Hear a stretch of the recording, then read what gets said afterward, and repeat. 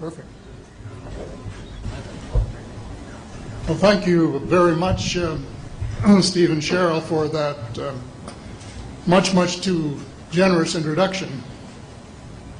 If my late mother were here, being my mother, she would believe every word of it. If my late father were here, being a realist, he would probably wonder who you were talking about.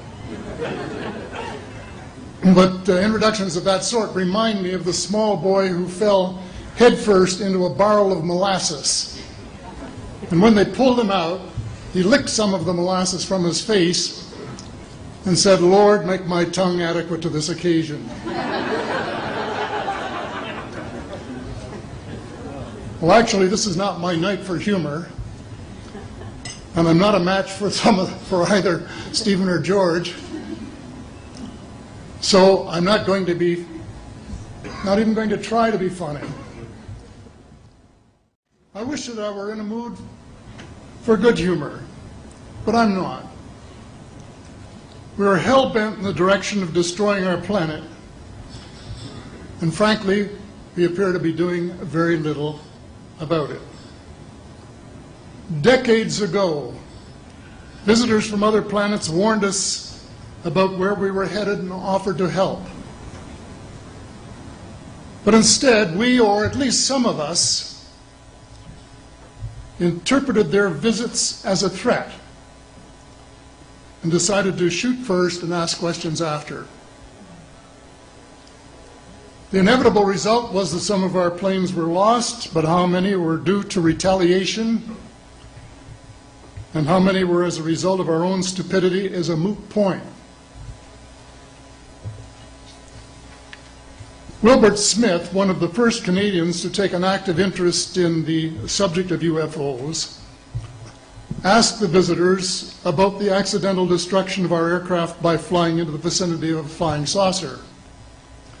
The response, and this is Wilbur's words, "We were informed that although a few of our aircraft had come to an unfortunate end by what they considered the colossal stupidity of our pilots, they were now taking corrective measures to avoid our aircraft. I asked them," and this is still Smith, "I asked them what happened, and they said, well, the fields around the saucers in order to hold them up, in order to produce the gravity differential, the time field differentials which were necessary to operate the ship. These sometimes produced field combinations which reduced the strength of materials to the point where they were no longer strong enough to carry the loads that the materials were expected to carry."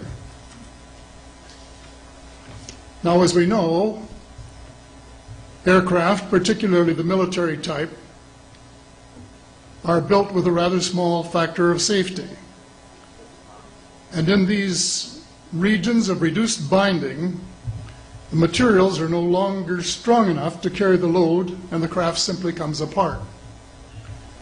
When I read that, I was reminded of the late, great soprano Lily Pons, who used to smash crystal goblets with her high C.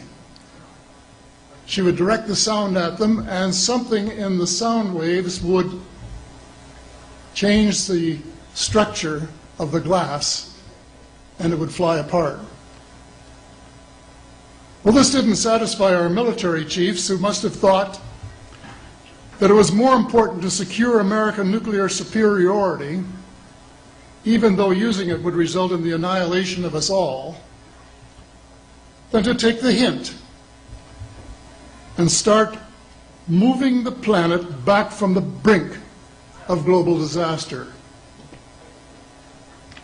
They, the military, must have been and still are so paranoid that they feel it necessary to use the visitors' technology to fight them off, rather than welcome them as partners in development, though they may have seconded a few renegades to assist them in what can best be viewed as diabolical developments.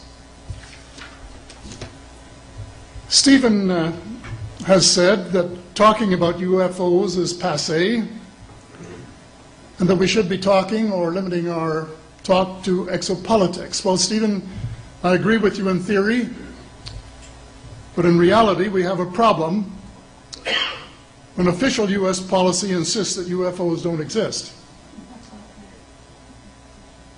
The veil of secrecy must be lifted, and it has to be lifted now, before it's too late. It is ironic that the U.S. would begin a devastating war, allegedly in search of weapons of mass destruction, when the most worrisome developments in this field are occurring in your own backyard. It is ironic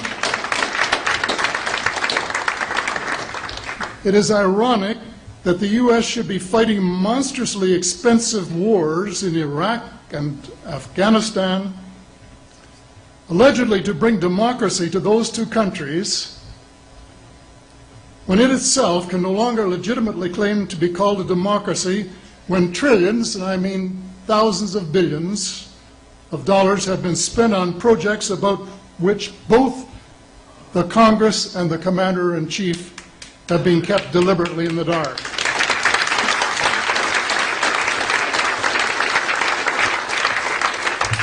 How much has been accomplished in 60 years of feverish activity by some of the most educated minds in the United States? Has America developed flying saucers that are visually indistinguishable from the visitors, as alleged? And if so, what do they propose to do with them? Even more critical, what progress has been made in the development of clean energy sources that could conceivably replace fossil fuels and save the planet from becoming a veritable wasteland? Well, who has the answers? Someone does, but apparently they aren't telling either secretaries of defense or presidents because they don't have, quote, a need to know. In a story told by Dr. Stephen Greer, President Clinton was asked a question by White House reporter Sarah McClendon about why he didn't do something about disclosure. And Clinton replied, "Sarah, there's a government inside the government, and I don't control it." Excuse me, doesn't the Commander-in-Chief and the person who allegedly has their finger on the nuclear trigger have a right to know what his subordinates are doing? The people of the United States who have paid the bills have the right to know. The people of the world demand to know because it is our descendants too whose lives are in mortal danger.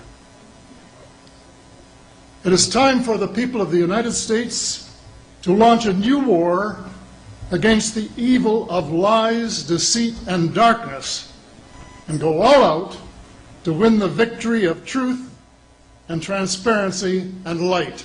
Thank you.